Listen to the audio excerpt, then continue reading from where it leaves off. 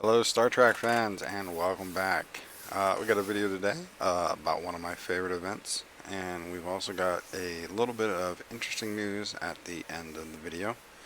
But now to the meat of the matter. Apex Outlaw events. Love this event. It's great. It's fantastic. You should love it too. It's broken up over 3 days, and unlike say Faction Hunt or Crucible of War, it does vary from day to day. Day 1 you've got Apex Spy. Day 1 you got Apex Hunter, and day 3 you've got Apex Rogue. The reason for this event is, as we all should know by now or remember, they came out with the Outlaws arcs. During the Outlaw arc, they gave us a new ship.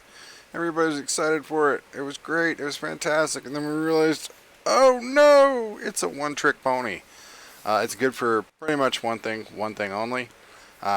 May make a semi-decent low-level battleship. I'm not sure. I was well past that point when the out came out, so I cannot attest to that fact. The Stella is a fun ship. I do love the ship. It's a great ship for what it does.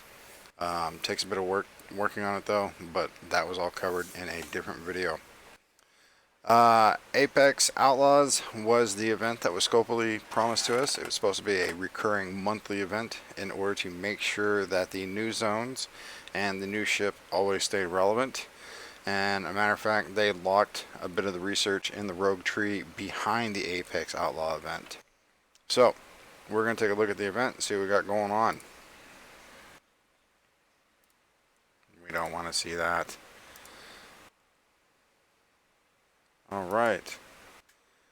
Apex Outlaw events. Like I said, 3-day event. Over the course of 3 days, your alliance as a whole needs to earn 7,500, 12,000, 16.5, and 30,000 points. First tier rewards, we've got some Trit, we've got some Dilly, we've got some Ultra Recruit tokens. Second tier of the event, more Recruit tokens, more Trit, more Dilly. Third tier of the event, still meh, but you got these Eclipsed Heist tokens. We'll cover about what these do later on. And fourth tier of the event, a decent chunk of Dilly, still kind of meh on the Trit and the Ultra Recruit tokens, and the Rogue event trophies, and more Eclipsed Heist tokens.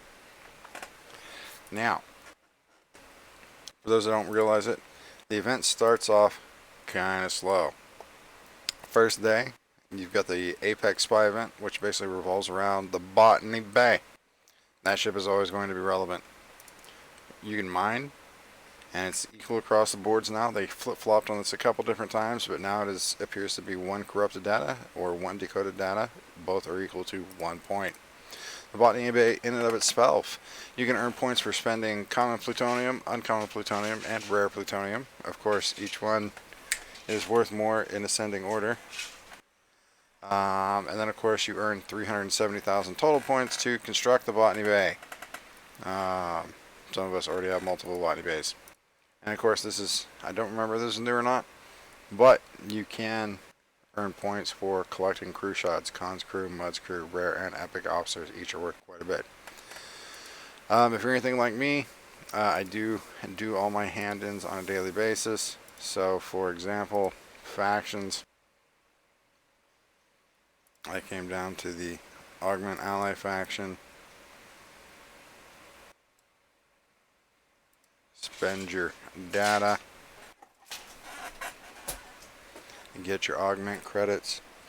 And then you're able to open Augment Recruit Packs. Or Augment Recruit Packs 2. These are the officers that show up that get you the points. And on the other hand, went and spent some of my Rogue credits, and I opened up this pack right here, Outlaw Recruits. Had a really decent pull on it. Finished the event, 1 button click. That's the day 1 event, and like I said, day 1 starts out really slow. You can only earn a total of 5 trophies during day 1, and 5 trophies, or excuse me, 1 trophy equals 20 points. So every person in your alliance can earn 100 points on day 1. So in a 74-man alliance, you have the max ability to earn 7,400 points if absolutely everyone does their daily.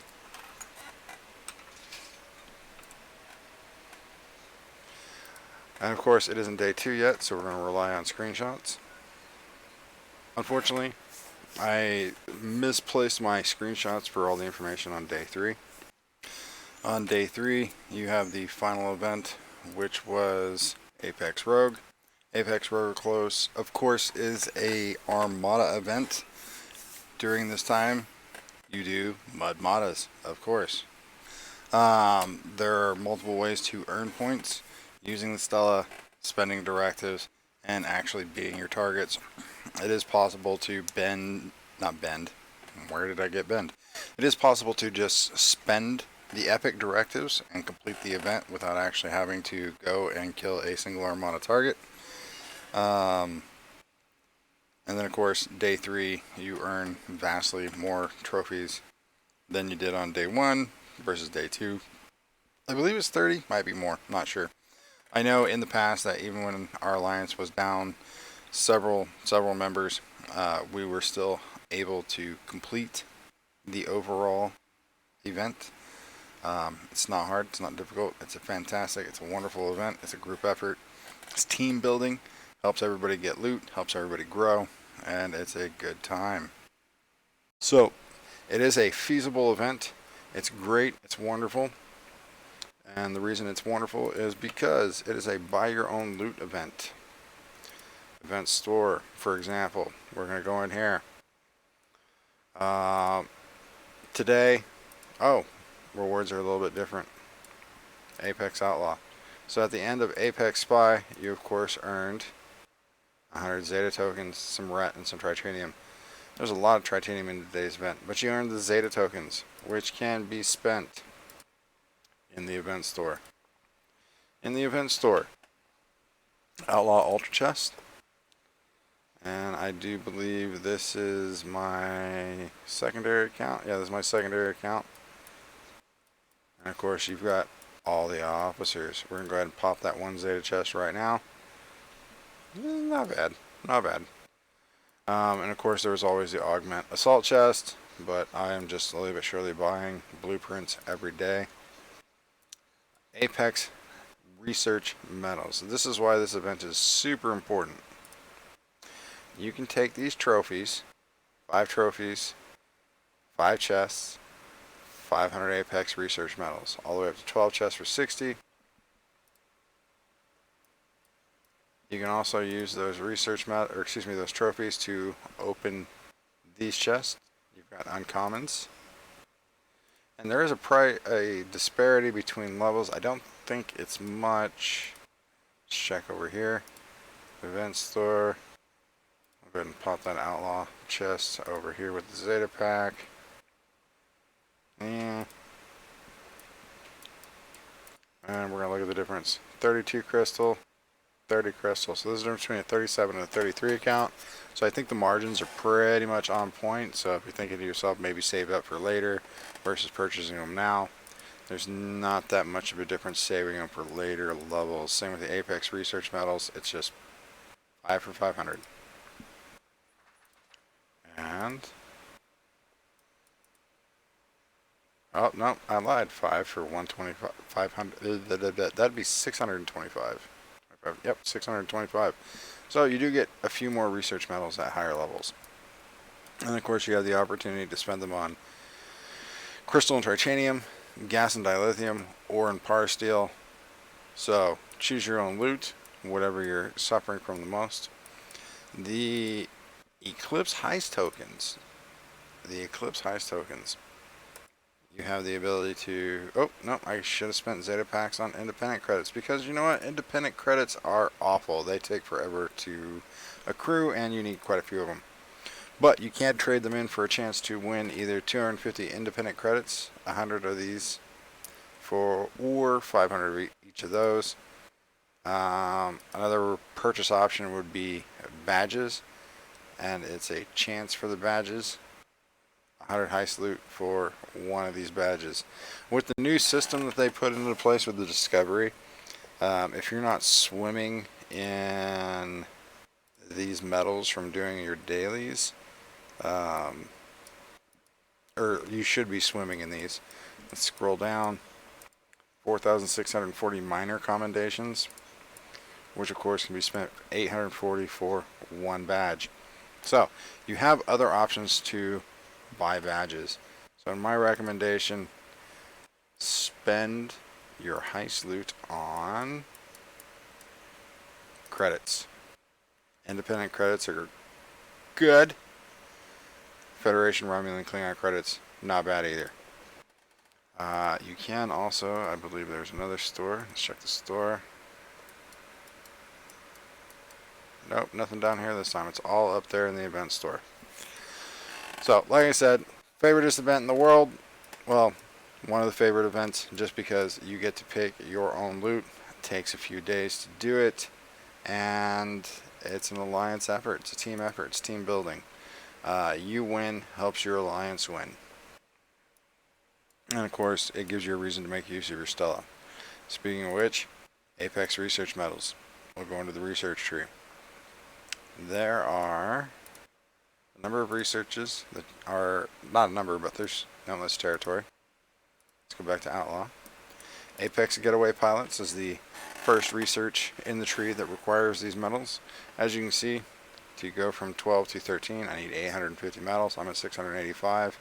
Bonus warp speed for all ships. Yeah. Faster ships means getting stuff done quicker, means less time staring at your phone. The next research, Apex Chop Shop. Same here.